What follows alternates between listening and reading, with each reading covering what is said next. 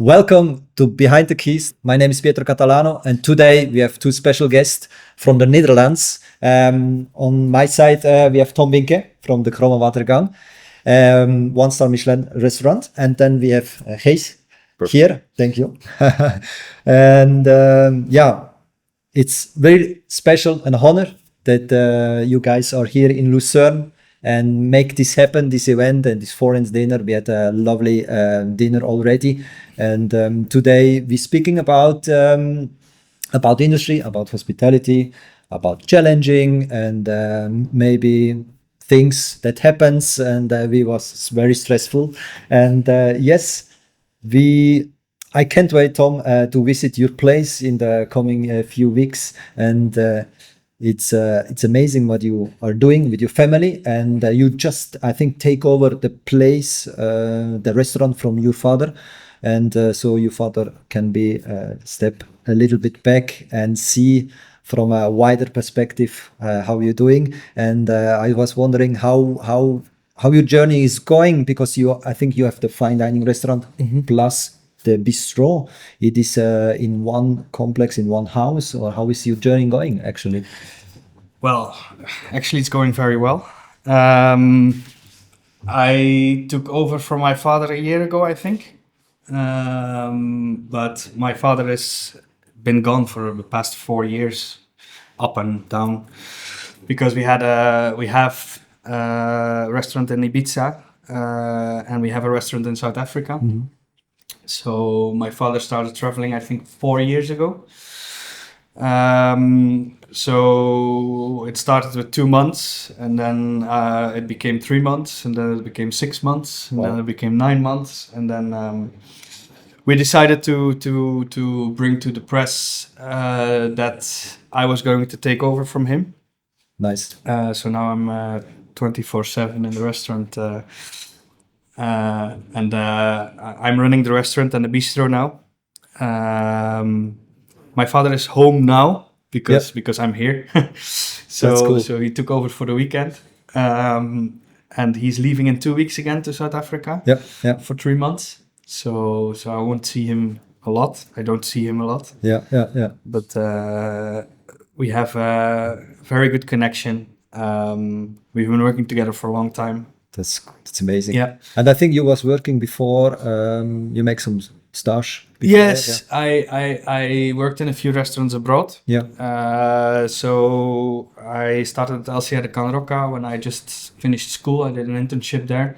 Wow, fantastic. After that, I left to Ireland, where I worked for Martijn Kajuiter, which is a Dutch chef, one Michelin star also. He was crazy. I loved him a lot, but he taught me really how to cook. We did 70 covers à la carte. Wow. Every night, and it was really hard. I came there, I thought I knew something, but I didn't know anything. So he taught me the hard way. And you was there, like, how long you were there? I was there for 2 years. Wow. So the first year was really tough for me because we worked long hours. I was really, I had to learn how to work fast and, do my thing good. It was a tough kitchen. I think it's not possible anymore to do that now because there was screaming, there was kicking, there was, but I loved it. Yeah, exactly. I think for now, as an entrepreneurship, like we are all here on a table, I think it's I would say super interesting how it's going, hardworking, the discipline. Also when I go to the military, you're super young, you're scared about things, and but you go to the military. I was playing music actually there, and we represent Switzerland outside of the country, and we have all this formation and walking. We was in Edinburgh, we was in Norway, we was in Netherlands, we was in Moscow, Canada, and you feel stress, but you learn that discipline. I think for entrepreneurship, it's really important, I think. Yeah. Yes, I do. Well, I would send everyone that's working for us now for a few months there, and then they will come back better. But at the other hand, it's also not, you feel small. You feel, but it makes you a lot stronger. Yeah. But I think you knew that you come back home with to your place with your father, and I think this makes you strong. And in mindset, I think it helps a lot. Makes you stronger, and I think it's a good thing. Well, you learn not to give up. Yeah. And giving up is one of the things that I learned there. I'm not doing anymore. And we had a great team because everybody that was in that kitchen had the same experience as me. They were treated in a hard way, but they were all fighting for each other. So I don't know if it's a good thing or a bad thing. Maybe a lot of people think it's a bad thing. To me, it was a good thing. Made me stronger, made me more grown up. And after that, I came back to the Netherlands. I was gonna go to do another work abroad, but was very busy in the restaurant. My father was short-staffed. He asked me to help. I started helping, and I never left. So it's cool. Yeah. And your bistro, how it looks like your bistro, and compare your fine dining, how it's like the kitchen and what's going on there. The moment I took over, we decided to rebuild a few things. We built a kitchen in the bistro, so we added another 7 meters to the existing place. Yeah.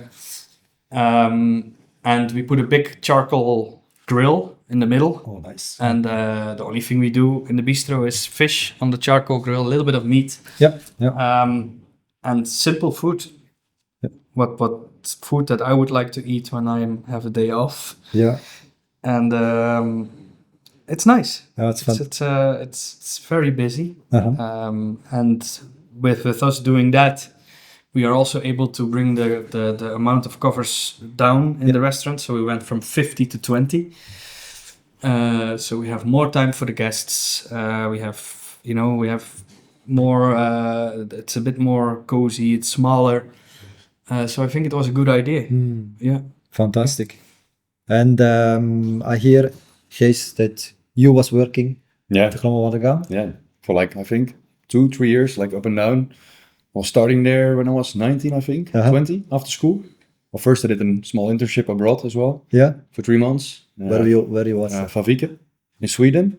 Nice. And then I can remember that I was sending my resume to Tom. Yeah. And then they had no space because they had a lot of interns. And then after Sweden, I sent in another resume. Yes. And then they invited me to come for a conversation. It was a really nice conversation. Because they read you was at Veving, probably. Maybe. I don't know. Now you are ready for Tom. Yeah, maybe. Yeah. But learned a lot there, and super nice team in the Kromme Watergang. Had a lot of fun. But I worked there for 1 year. Then I moved for 1 or 2 years maybe, or 3. And then come back, cooked a bit. Then I went with Tom's father to Ibiza for half a year. Yeah. Like 5 months, 6 months. Yes. Some cooking there. But yeah, the Kromme Watergang is a really special place for me. Always feels like home. It's like home, super, family, high level of hospitality. Cool. Which I really, I think is super important. Yeah. A high level of hospitality. Yeah. And not in like a fancy way, but in like a real warm way. That's what I love about Kromme Watergang. Yes. It's not like stiff and everyone is like, it's really personal. No, it feels really like a family. Family, yeah. When you walk in, it's super warm and the interior is super nice. Yeah. Really like a one-of-a-kind thing in Zeeland, I think. You really feel the region, the sea, the fish. Nice people. Yeah. And now you're an entrepreneur as well. Yes, it's 2 years. Yes. Yeah, I was working with Tom's father in Ibiza. And then I had like half a year to work abroad and be outside my bubble in the Netherlands. And I was thinking, what can I do after my trip ends in Ibiza? So I came up with an idea to do home cooking because I wanted to start for myself, spread the word. Then I found an atelier in the middle of nowhere in the south of the Netherlands, where I have a little barn with an open kitchen, a long table. And I started doing events there. We also did an event together there for ends. Invite some chefs, do workshops, a lot of stuff, a lot of different stuff. It gives me also the opportunity to be alone a lot of times and cooking and think about what can we do. And then I came up with a new project. It's called Erloom, where we host in the summertime from May till September. We host 20 different chefs from different countries. Yes. Also local chefs, but also in different variations. So some of them have Michelin stars, some are really busy with their craft. Like my head chef, Luc Martin, he's like crazy with butchering a pig and process it. We make pâtés, blood sausage, everything. Wow. And that's a nice thing that we share, stuff with the chefs. Yes. And that's and what you and you challenging chefs actually, yes. It's there all is cooked. No electricity. No electricity, yeah. No running water. So everything is cooked on fire. Wow. It's a little bit like the bistro in the Kromme Watergang. They cook everything on open fire. And we do it as well in a field. On the field? In a biological farm called the Schop. Jan and Bart, we become really good friends, really close with each other. And we have It's a tent, yeah. It's a tent, yeah. It's a tent. And long tables. Yeah. So we have like a maximum capacity of 60 people per lunch or dinner. And then we host 60 guests in total, separated over 3 tables.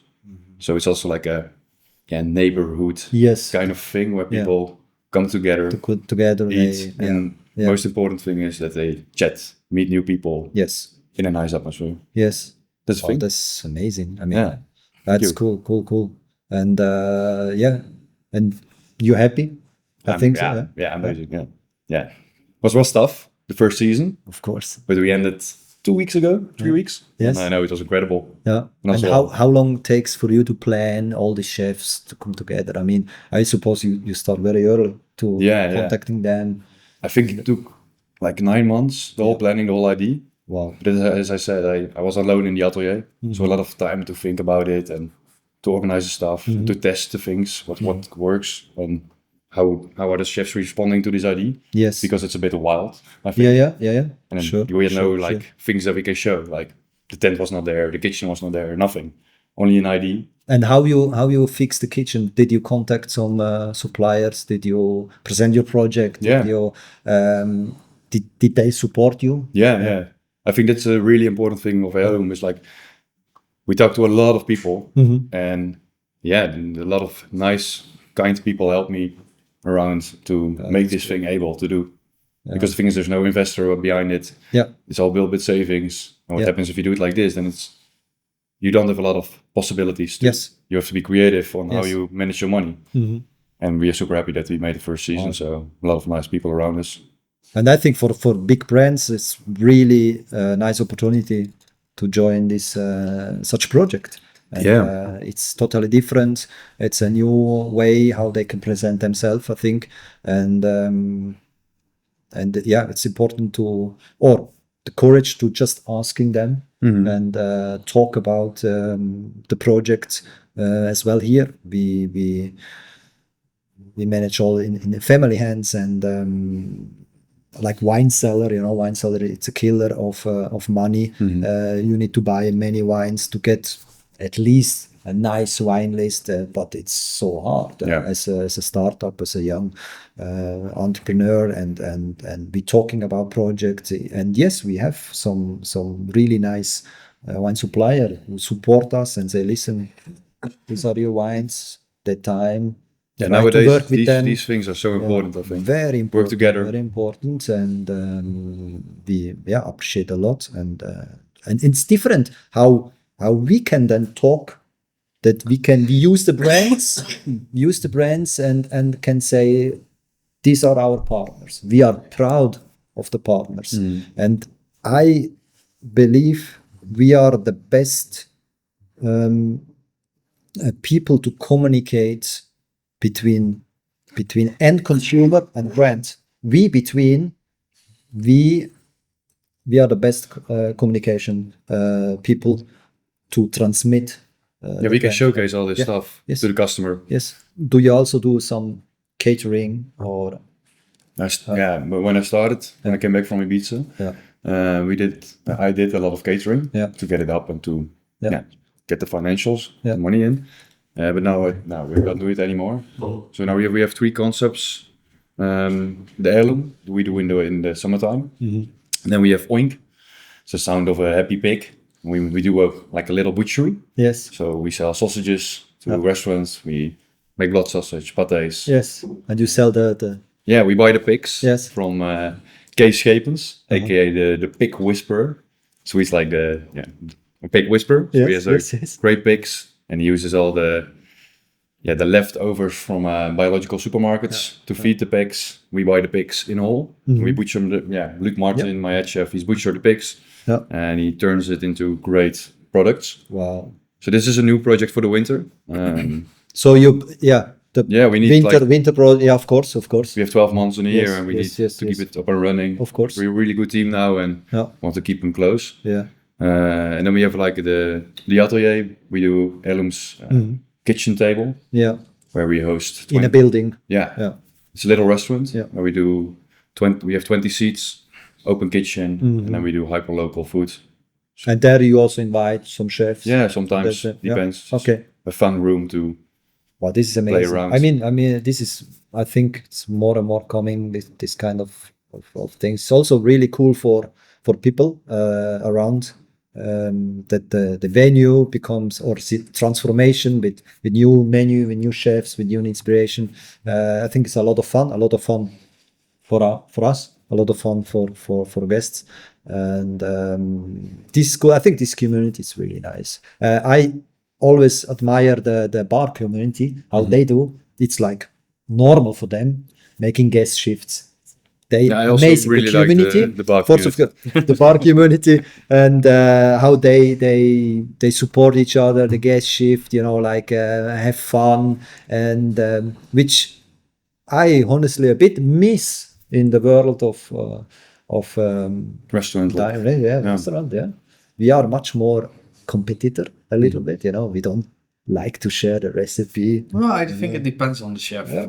I think I don't think you should be competitive or something. I think, the more you respect each other, the more will come out of it. Yeah, absolutely. Because you can all be competitive and say, oh yeah, this guy is 5 kilometers further, and he's doing this, and I want to do this, and but at the end of the day, it's all about the people that come to eat, and you want to give them a nice evening. And when they go home, think, oh shit, I had very nice food tonight, and it was really amazing, and I had a fun night, and I think that's the most important thing. Absolutely. Because I believe sometimes, also with the TV shows and all the books that write reviews about restaurants, we made it a little bit too big. To chefs are rock stars, but at the end of the day, we're all simple cooks. Just make a food. We are not, we make food for people, and one person makes a little bit better food than the other person, and and I understand that there's a certain amount of competitiveness in there, but I don't see it that way. I mean, you have to have. If you make good food for people, people are happy. Yeah. And if you are enjoying it, then for me that's where the line goes. Yeah, that's the most important thing. Yeah. And it's true that in your fine dining, people sitting have the first sip, and then you come on the table, and then you explain them what you have on a fresh fish, and they choose the fish, and you go straight with the car, buy them, or take them and coming back and cook them. It's what we do with a la carte. This is crazy. We have an a la carte. Crazy. Still today, I think, man, this is crazy. We have an a la carte menu. It's very on the fine dining. On the fine dining, we have an a la carte menu. I find a la carte always very difficult because most of the people that come to our restaurant eat menus, but I like to offer a la carte.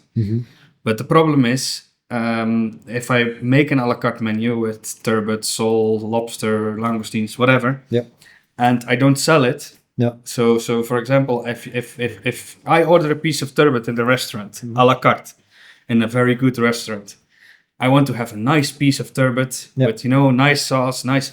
But if you don't sell it as a restaurant, then every week you have to buy a turbot this size. And if I sell only one piece of turbot per week, what do I do with the rest of the fish? Yes. Where does the rest of the fish go? Yeah, you can put it in a menu, and you can. But you want to give them a nice big piece. So at the beginning of the week on Thursday, for example, a turbot comes in. If I use it for menus, I take the fillets off and I portion it, and But then I don't have this nice big piece if somebody wants to have a la carte. So we decided. We didn't decide. We talked to our fish supplier. He gave us a key of the his warehouse. Fisherman house. Yeah. So if at night or on a Saturday or a Sunday in the weekend, this is incredible. Yeah. If I go to the table and the people say I would like to have turbot or sole or whatever, we take the car, we drive to the fish supplier, get a sole fresh. Because then I'm 100% sure that I always serve fresh fish. Yeah. Because otherwise, and I'm also, if I don't do that, if people order a la carte and I don't do that, I always serve fish from the freezer. Yeah. And I don't want to serve fish from the freezer. But this is a really unique thing that you can do it there in Zeeland, because in Brabant it's not possible to get the fresh fish. They are on the unique spot in the Netherlands. It's amazing if you can. So you take order. Yes. Send someone with the car, pick up the fish, coming back, we clean the fish, prepare it, and then we serve it. Yeah, and we serve it. Yeah, I mean, this is super crazy. Yeah, that's why I can't wait to come to you. Yeah, this is fantastic. This is next level, and I don't think you can. The guests don't know that we do that. Yeah, but you know it, and that's also important. Yeah, but I think they should know. They say, "Do you want to come with us?" Like, hey, invite them to get the tarbot. This is an experience. Yeah. I mean, better than that. In the caddy. Yeah, and if the tarbot is not there, so if they are at the fish supplier and they say, oh shit, they don't have a big tarbot, what do I do now? Then I say, okay, then bring another fish, and then I go back to the customers and I say, sorry, there's no tarbot. Yes. Yeah. If it's not there, I don't want to serve frozen fish. Yeah, of course. I just don't. But this is fantastic. I love it. Yeah, super nice. It's maybe something, I don't know. Maybe for you kind of crazy, normal, but, But perspective of client this is service. This is service. This is an extra mile you go and... Probably most of the people won't taste the difference between a piece of turbot that went into the freezer and a piece of turbot that didn't go into the freezer. But I taste the difference. Yes. And I have this, thing in my head that and you are proud. You are proud, and when you serve this fish and say, fantastic, wow, lovely. And then you have, of course, a set menu. Yes. You say, Yes. So we have 2 set menus, 3 actually. We have a 4-course menu, and then people can take an extra dish on top of the 4-course, and then we have a 12-course menu. Yeah. Most of the guests take menu. Yeah. But also we have a lot of regular guests that's coming back, and then they don't want to eat the whole menu, so they want just 2 dishes. But I do anything, anything they want. Yeah. I mean, I have the fresh fish anyway. So if they want their langoustines grilled or poached, or if they want to eat fruits de mer, or if they want baked tarbot or grilled tarbot or poached tarbot, I mean, for me it's all the same. I can make anything they want. Beautiful. Yeah. I love this. This is the high level of hospitality, I think. If you really care about the customer and cook what they want, it's like the extra level. It's absolutely, it's high level. I mean, cool. That is fantastic. And how you remember Gijs in your place? How it? Can you remember one special moment? Fucker. I can remember. We were just talking about it. Yeah. No, I had listen, if I was not happy with Gijs, he wouldn't have been sitting here now. But Gijs and me, we always had a very good connection when he worked with us. He was always working with me. After that, when Gijs left and came back, and we always kept in contact. Yeah. So if I have something like this now, I got invited. Thank you very much for cooking here. Oh, really? Welcome. And I knew Gijs has in the wintertime, he has a little bit less work. So then I call him, I say, hey, Gijs, I have to go to Switzerland. Do you want to come with me? And most of the time he comes with me to all the places that I go. So that's really nice. We have a very good friendship. It's built it up over the years. And Well, he worked with us, was very nice. He was very young at that stage. He's a bit younger than me. And one night we used to have a bistro. But now we built a kitchen in the bistro. But at that moment, the bistro was coming all from the same kitchen. Yes. And we did 100 covers on a Saturday night sometimes. And Gijs once, we had a dish in the menu in the restaurant was with lemon cake and apple, I think. I don't remember. But there was brioche for the bistro and lemon cake for the restaurant. And Gijs, I think he did it twice. Did I do it twice? Yes. I cannot remember. No, they were baked in the same tin. Gijs toasted lemon cake with the terrine of foie gras for the bistro. And he sent it and I didn't know. But Was the best they ever had. Yeah. Well, at once Very special. Yeah. Very That was the special. only time I was angry at him. Nice. After that, As I never. CPT, Now we can laugh about it. No, we can I laugh. always tell this story to a lot of people. Yeah. That's crazy. As But I think these things, if they happen, at the moment it sucks. yeah, But absolutely. afterwards, if you crazy. can laugh about it and you can learn from it. Yes. Yeah. Like now you double check everything. Like Yes. Yes. every time when I eat a brioche, I check if it's not a lemon cake. Yes. No, it's happened as well. Like in the mountain, I made a tarte tatin, and we caramelized the sugar. I still believe it was sugar, but it was sugar. Probably I cannot remember exactly, but I put the apple and so, and then the dough on the top, and I just add more sugar, and we cut the tarte tatin. We sell it, and more than a half we sell, and then it's coming a feedback from the guest and say, oh, this is very special tarte tatin, and I love this salty part what you put on it, and I say, why salt? How they come up with salt? And I taste, and it was a salty tarte tatin. It was crazy. Lovely. It was lovely. It's like crazy. Salt You go in like, desserts is nice. that is crazy. Yeah, it's happened, and Things happen. Yeah. And these things make you more sharp, I think, during a service or it's the things it makes you grow. Yeah, absolutely. With no mistake, no grow, I think. Yeah. I think people should make mistakes. Yeah. Otherwise, if you don't make mistakes, you are superhuman or something. But yeah. Superpower. Yeah. No, and how you do you give always carte blanche to the chef when they're coming? Okay. Oh, at Erloom? Yeah, in Erloom. Kind of. Yeah, the thing is, they are already challenging by just cooking. We want to host the chefs like properly and that they can enjoy their time being with us. Yeah. So Luc is communicating with all the chefs what's possible, what's not possible. Yeah. We do all the orders for them when they arrive, that they can do their mise en place with our team. So the chef only has to focus on the menu, and we have a good team that supports them. And during service, everything is organized. We have a super good manager, restaurant manager. We have super good waiters. So what I think makes what more. Do you do then? Sorry? You do that. Carrying around doing the dishes. No, but I think that's important because with a lot of pop-ups, when you go in there, sometimes it's a bit like overwhelming and because it's a new kitchen where you're in and there are a lot of things that you have to think about. Yes. So I want to also create an experience for the chefs that when they leave, that they feel like it was a little holiday for them on the farm. Do you think it's a holiday? Yeah. All the chefs, like, I think 70 or 80%, they say like it was really nice and we love being here and it's fun. And they're super tired. Yeah, I'm super tired. Yeah, it's hard working, but it's I think it's a nice thing when you can also let things go to the team and learn together, do it together, build it up together. Live for it. I mean, I'll do the first one this year, no? Maybe we have to check. At least we're gonna do one. Tom is coming to Erloom next year, so I will be guest. Oh, hey, that's a good that can idea. be a nice thing. Yes.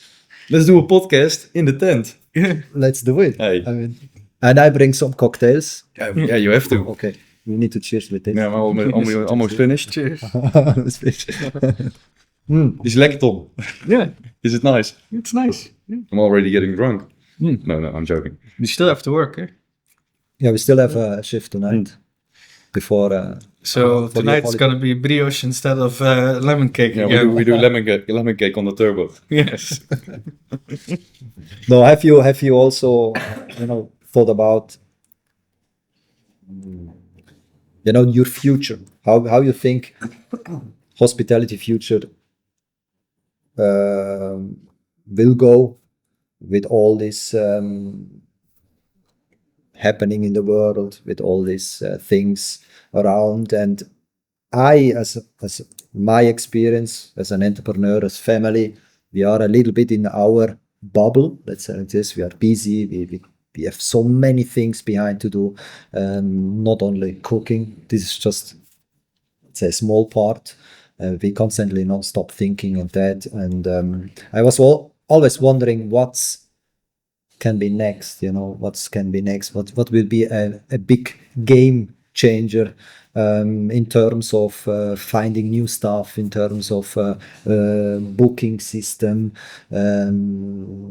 For example, it's super common in Europe that the people leave the credit card as a guarantee, for example. And here in Switzerland is still a bit, why I should? There are many things. And I always say I think for me it's normal to put, if you book somewhere, a credit card as you fly somewhere, you book your flight and you pay them. And if you miss the flight, you get charged. And I don't know if you in your restaurant also you have this issue of people or how you take the reservation actually. Well, we get a payment in front. Yes.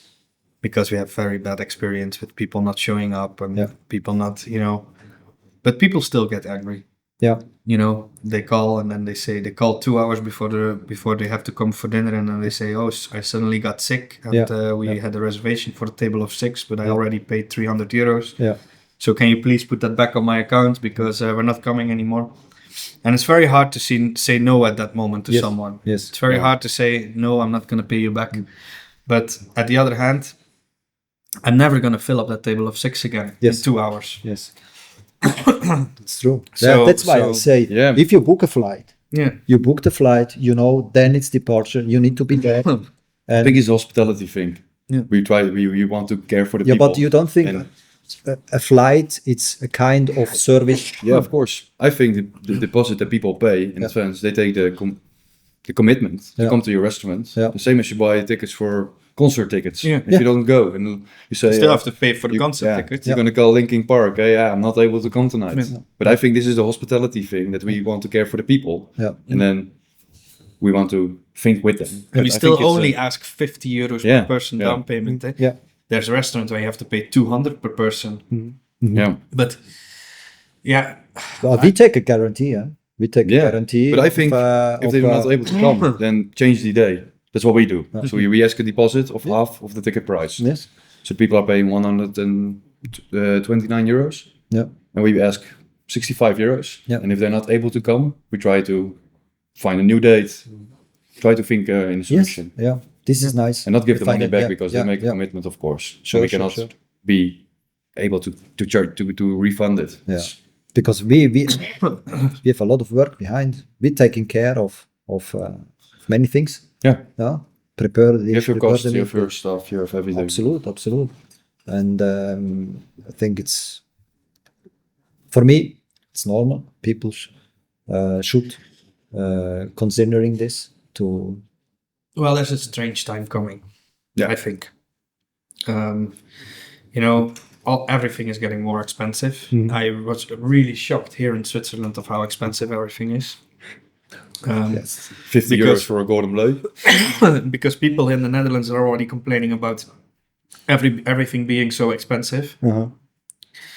But here it's even twice the price of what we pay. And sometimes I feel sorry about, asking a lot of money for a menu. But if you count up all the costs, you have to pay for your staff, for your produce, and everything is getting more expensive. Yeah. So 2 years ago it was all half the price, and our prices have to go up as well. Yeah. I don't have a choice. And I think that's now also the first thing that people won't do anymore. Go to a fine dining restaurant where they pay 300 euros per person. And I find it also too expensive sometimes. I mean, I, to be honest, if I want to go to a restaurant, I don't want to pay 300 euros per person anymore. Mm-hmm. Mm-hmm. I only do that if something is really special. Yep. And that's why I think you have to make a plan with your restaurant or with your whatever hospitality business you have to be special and be different. Yep. And I think that's the only way to still survive the time that's coming. Yeah. Because if you're not special or not different, and if you just do mainstream what everybody is doing, then people won't pay the extra amount of money anymore to come to your place. And we all work hard for that, I believe. Yeah. And that's why I find Gijs, his project, also so interesting, because he built this up in 6 months. He's much better in these kind of things than I am. But he's got a marketing strategy. He's got podcasts. He's got Instagram. He got this. He got that. To be able to get 60 people into your restaurant 3 days a week, even though there's different chefs cooking, yes or no, is something that I only can have a lot of respect for. Yes. And I have to learn from that. I think we all can. I'm sorry, I'm a little bit... no problem. My throat is a little bit... but yeah. I agree. I absolutely agree. Yeah, it's nice to share this stuff because, as I told you, I don't have the money to open a restaurant. So I had to think like in a way of problem, you know what I mean? To be creative with what we have. And then people come. Yeah. And then we talk a lot about it. How can we help each other and share the knowledge? And that's really interesting. Yes. And that's why these podcasts and all these stuff and doing this stuff with Tom, the couple of days here with you are so interesting. And also for me to get out of the bubble, for Tom as well, to be with the 4 or 5 of us talking. These things are so valuable, I think. Yeah, I think that's why behind the keys we want to talk what's going on behind the doors, not only about success and so on. And for us also really important. We as a team from CAAA, we can learn from each other, from new chefs, and it's coming a total new menu. And I believe also from the community around Lucerne, it's interesting. They can have a sneak peek from a chef abroad, from Italy, from Spain, from Netherlands, Belgium, etc. And of course we want to keep this drive and have it here happen and share all this because many people, I believe, they want to be an entrepreneur in the future, open their own bar, open their own kind of hospitality business, and I think the problems are always a bit the same, you know. But we just need to share this. At the end of the day, it's all about making money, you know, because if you don't make money, you don't survive. Yes. So you can have 2 Michelin stars, 1 Michelin star, 3 Michelin stars. You can be the best of the world, but if you're not making money, then you, I mean, yeah. So for us also, we think about this a lot more now. We have a lot more talks about how, because a few years ago it was a lot easier to run the restaurant. Yep. But now with the staff costs skyrocketing in the Netherlands, with the costs of the projects really expensive, Electricity and all this. There's also, if I may say that, an issue with 2 years ago you could hire someone and they would say, I come to work every day from morning till night. I fight for it. I want to. Nowadays people want to work 3 days, 4 days max. Every hour counts. And if you have your own business, that's not the case at all, because we work sometimes 80 hours per week. But a few years ago, before COVID changed a lot. Our staff was also there 80 hours per week, and we were all fighting together to achieve this this thing, and I think the world changed a little bit. Prices went up, stuff is more expensive, staff is not as committed anymore as they were a few years ago. So we all have to change a little bit as well. There's a change coming, and I think we have to adapt to it, because otherwise, first of all, you don't have any staff left. And you don't have a way anymore to run your restaurant. So it's something that is worth thinking about. And I think everybody, not only us, a lot of people are in this transition where they are all thinking about, okay, maybe I have to, make my restaurant a little bit smaller and do it with less people. Because there is also no staff. In the Netherlands, especially where we come from, I mean, we are in the middle of nowhere. I think it's also super special to create a place for them where they really want to be. And where they learn, develop. I'm just going to get a little bit of water quickly. Yes, of course. But these things are so important, I think. That's why I think the staff has to be there for a long time of a day. And if they really enjoy it, then I think the money and the private balance has to be super important nowadays. Which I think is not a bad thing. No, it's not a bad thing. Yeah, it's a thing we have to adapt to. But you have to adapt to it. Yeah, that's the thing. But we as an owner or people who push this, sometimes you love the process.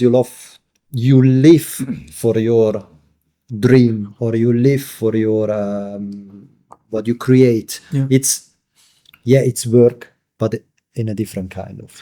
So that's why for us it's easy. Well, the world is changing. I mean, when I was working at LCA Can Rocca, when I was doing my internship there, we started at 8 o'clock in the morning, we finished at 3 at night. And everybody that was there was doing that. Nobody was complaining about it. And they loved it.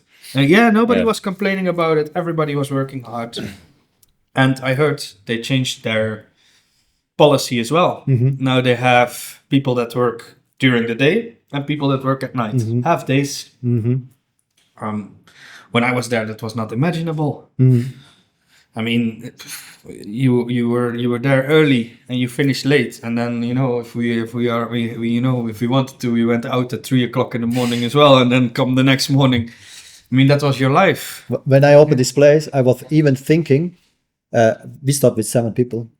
I was thinking maybe once a month a psychologist should come and join our meeting. Oh, that's interesting. Just to have a chat. That's just to have a chat, because we are crazy. We are a bit. I see it from a different perspective. Yes, it's a really cool idea. This was I thought a lot about that, and it changed. We radically cut 50%. We are now a family. I'm happy. I create a wonderful space, a small space, that we can run the business in 3, with the part of mixology, with the part of dining, like a dinology concept, and take so many guests as we can, like 4 table, between 8, max 12 guests, and to running this business profitable. Profitable. If I have a waiting list in the future, I can add a person more. And we create a system that we include the mixology part to the fine dining, that the bartender can learn from the kitchen, and we as the kitchen people can learn from the bar world, which different perspectives of 2 worlds. It's amazing from each other. It's amazing. It's amazing. And one, I force nobody to stay a year, a 2 or 3 year. If they like, they stay. They can ask us or learn as much as possible. And we as an owner are super proud if they go somewhere with a full pack backpack with knowledge to someone else and say, hey, I learned it there. Yeah. I think this is the most coolest part things. And yes, I agree about how big a restaurant is, staff-wise, and the mentality, and changing. But interesting, you are not 40 years old. I mean, No, you still in this generation of. But I was still in the generation where it was expected of you that you worked 80 hours a week. Also not a good thing, eh? I mean, but at the other hand, you know, I'm gonna have it a lot easier to run my own business because I know what it's like to work 80 hours a week and to, you know, I will always have to fight for it, than the generation that's here now. Because if they ever want to start their own business, they're gonna have to work day and night to make it work. I think everybody has to do that. And they won't know what's hitting them. No. They will have no idea. No. Because they're used to being 4 days off and, you know, work-life balance and so if they, it's a choice. It's a choice. There's still a lot of, you know, people that have a different mindset as well. Yeah. But and the thing is, when it's about the passion you have, then it's so easy. I think not easy, but if you don't have the passion for it, then if you so don't, hard. If you have to do things you don't like, then it's then it's not doable. That's not doable. And I would like to talk fastly about the newest project, what it's coming, the future. You say you plan already soon the next season, and do you know already some chefs who are coming or still in the mind? So we have 19 chefs left, which I cannot say, but it's going to be fun. In a documentary podcast style, so we give a podium for the chefs, and share their story a little bit more as you're doing here with your podcast. I think this is an important thing for us because it's a bit of a marketing style, and also develop more value for the chef. So it's not only the cooking, which is super nice, not only the product, but also sharing their story and build a community with the chefs. That's really important for us. Cool. Yeah, thank you very much for you guys. Thank you for being here, for having us, for this really nice discussion. And I would say thank you guys that you're watching us. Please subscribe Behind the Keys by CAAA. We see you next time soon. My name is Peter Catalano from Behind the Keys. Thank you.